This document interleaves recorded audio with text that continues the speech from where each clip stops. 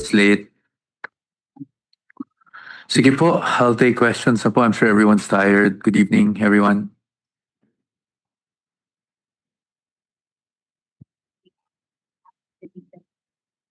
That's okay with us. We did, honestly, I was being asked kanina if we expected it. We honestly did not expect it. You know naman, I'm very candid with these things, but that was the prerogative of the prosecution and we have no objections on the same. Does this mean that the Vice President will no longer appear in the Senate in the coming days because legislative office will no longer take the stand? I cannot honestly directly answer that question because I really don't know. I don't know if she might still attend, no, despite the fact that na hindi na witness si Attorney Laika. So we'll just have to wait and see. But rest assured that if I do get confirmation, I will let you know. Pagpasensyahan niyo na rin po ako pag hindi ako sumasagot. Hindi ko pa rin kasi talaga alam yung sagot. So, ayoko magsabi ng hindi tapos bigla siyang darating dito because I might lose credibility with all of you. So, yun lang po talaga yung reason. Hindi ako sumasagot kasi hindi ko pa talaga alam. But as nakita nyo naman, kahit last week and this week, once may inclination na ako or meron na akong categorical sa kanya kung darating siya, I tell you kaagad. No? Or katulad kanina na she really told me she was unsure, titingnan lang niya kung makakahabol siya, I told you straight kung ano yung na-communicate sa akin. There is prior na to the burden of ties with the prosecution. Mm-hmm. Etong pisada nila na pag-withdraw ng witnesses, do you think it would be advantageous for the part of the defense given the limited days of presentation of the prosecution? Hindi naman. I think it was because, and I think Attorney Kapunan actually articulated it well. No, she said that sa tingin niya hindi na kailangan kasi parang magiging repetition lang or repetitive lang, and then of course they have their position that certain things were admitted. Of course we have a differing opinion on those matters, but nonetheless, again, these are all kasi up to the appreciation of the impeachment court. But I think also na hindi din naman malayong mangyari kasi on the part of the defense na pag-turn naman namin if we think na corroborative at hindi naman namin kaya sa tingin namin hindi na kailangan ma-corroborate pa further is maaaring magbawas din kami. Ito yung sinasabi namin sa inyo before na although ang daming witnesses na listed, normal kasi na pag sa pre-trial brief, ilalagay mo na lahat ng pwede mong maisip. Kasi kung hindi, you will waive the opportunity, no? You will be barred from presenting that witness. Mo-objectan ka ng kabila kasi hindi mo nalagay sa pre-trial brief mo. But it doesn't mean na sa dami ng witnesses na nilagay namin, lahat iprepresenta namin. So I guess ito yung isang patunay na pwede talagang mangyari na although na list mo as witness and in fact nagpa-issue na tayo ng subpoena, you can still manifest, no, that you will no longer be presenting that witness. Sa kanino po? Sa prosecution? Sa defense, hindi namin siya nailista. Hindi namin, titingnan muna natin kung kinakailangan pa talaga. But at this point, dun sa pre-trial brief namin, if I remember correctly, no, and I hope I'm not mistaken, kasi medyo mahaba rin yung list of witnesses namin. I don't think nilista namin siya, although there are reserved witnesses from DepEd and of course OVP. So we will just determine kung kinakailangan ba.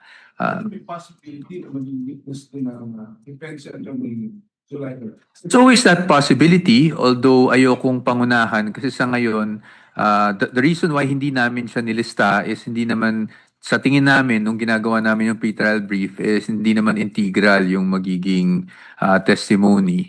So as far as I can say now pa lang, no? As far as I'm concerned for now, wala kaming desisyon kung gagawin namin siyang witness or hindi. Kaya din hindi namin siya nailista.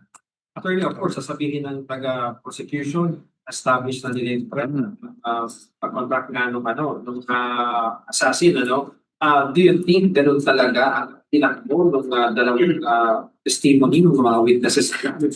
Well, ang hirap, Sir Ian. I really beg your patience because I really want to answer your questions directly. Kilala niyo naman ako, but mahirap talaga to discuss the merits. Siguro, pero sasagutin ko pa rin, subukan ko sagutin. It is expected that the prosecution will say that for them they have established it. It is also expected for the defense to say na para sa amin, hindi pa nila na-establish, di ba? But I guess what we can say for the defense is we had targets on the credibility of the witnesses. We had targets on the credibility of Agent Lotok. And I would like to say that as far as the defense lang po is concerned, I think we were able to establish what we wanted to establish. No, as far as the cross-examination went, we are very happy with the way we performed in terms of cross-examination. Now, as to kung na-establish ba o hindi, then we leave it up to the impeachment court. Very observant naman po yung ating mga senator judges. In fact, yung mga tanong nila very insightful rin. No? So, tingnan na lang natin kung ano yung naging appreciation nila doon. But again, medyo maaga pa rin. Second witness pa lang. I think they will still be presenting Director Matibag on the NBI matter for Monday. So we will also have to prepare for that.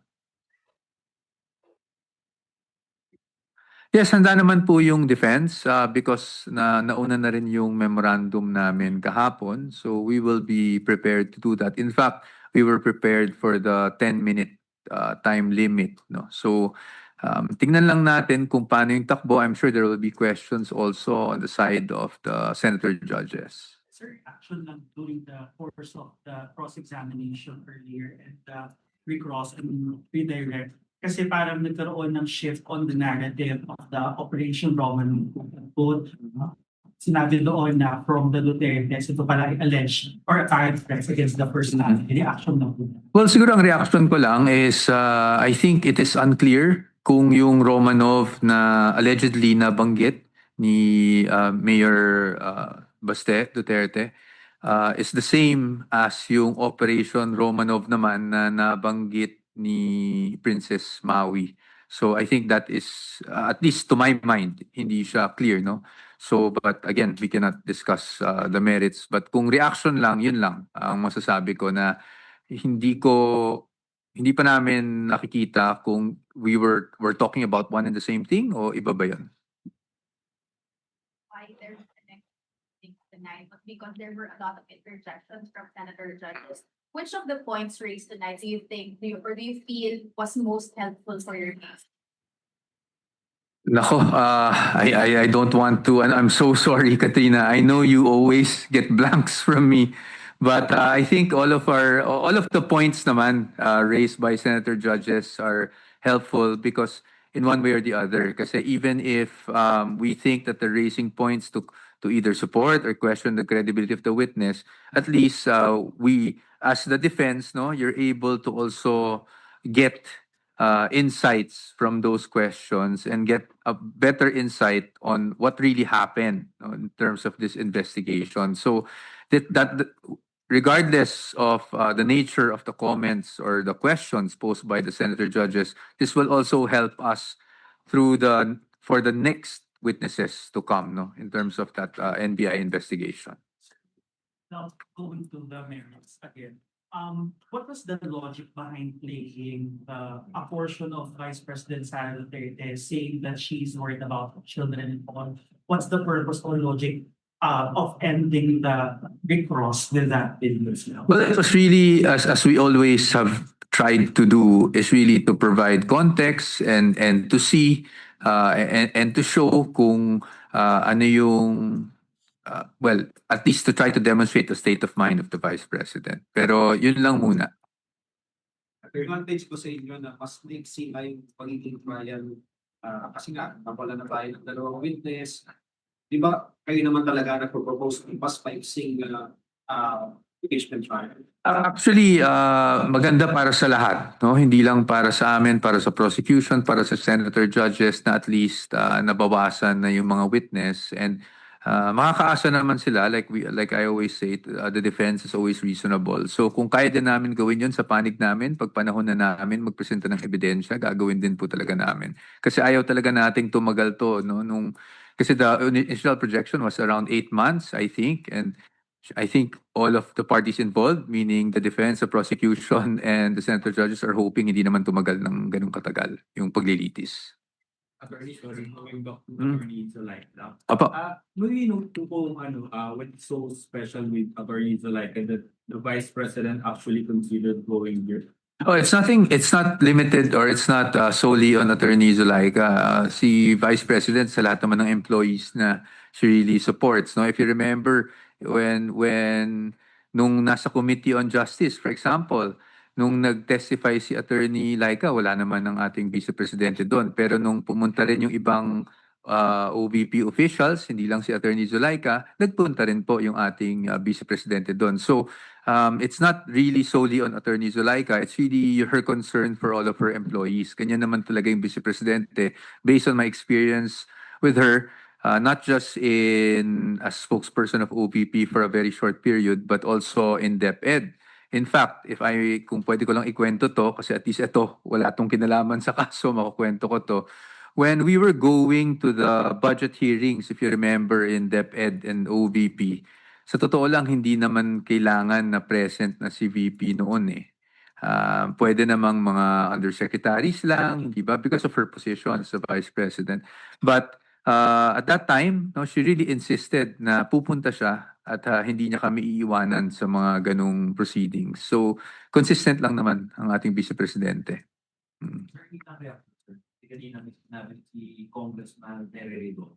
Hmm. Ito na lang, sir, kung Sige lang po. hindi siya kumuha ng dealer, ibig sabihin you have a vice president that lies, hindi ba? Pero kung totoo nga nag-contract siya ng killer, then you have a vice president that contract sa killer. So dalawa daw yung matutulog, sir. Any reaction?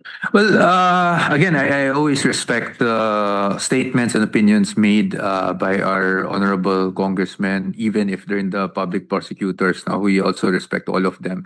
So, ang sa amin lang naman, of course, that's their point of view. Sa amin lang, we're trying to show context. Kasi nga, kaya nga kanina, di ba, ang naging sagot namin is yung issue ng threat, kung naalala nyo, ang naging sagot namin is, yun nga po yung at issue para sa defense. Kung makakarakterize nga ba yun ng isang banta o threat. So, I think doon na lang natin jump off yung masasagot ko doon sa komento na yun. But I have to emphasize once again that I respect the comments, whether it be for us or against us, no, ng ating mga kasamahan dito sa paglilitis na ito. Very last from me, very last. Kanina hindi masyado na-expound, but Attorney Martin Luan during his cross highlighted that the Vice President's a lawyer with a 80% rating with her during sa bar examination niya. Ano ang logic nun, sir? Hindi lang kasi masyado na-expound. What's the rationale, sir? Logic, hirap eh, because we'll go into the merits, but I think it's just to show na it's unnatural for someone na kung meron ka mang talagang gustong pagbantaan o gawan ng masama, ay announce mo kaagad sa publiko. I think that was it. But whether that is material or immaterial, or if that even bears any weight, again, I will stay with the facts on why that was shown, but as to the appreciation, let's leave it up to the court. Okay. Thank you very much, everyone. I know it's late. Thank you for waiting for me. Maraming salamat po sa inyong lahat.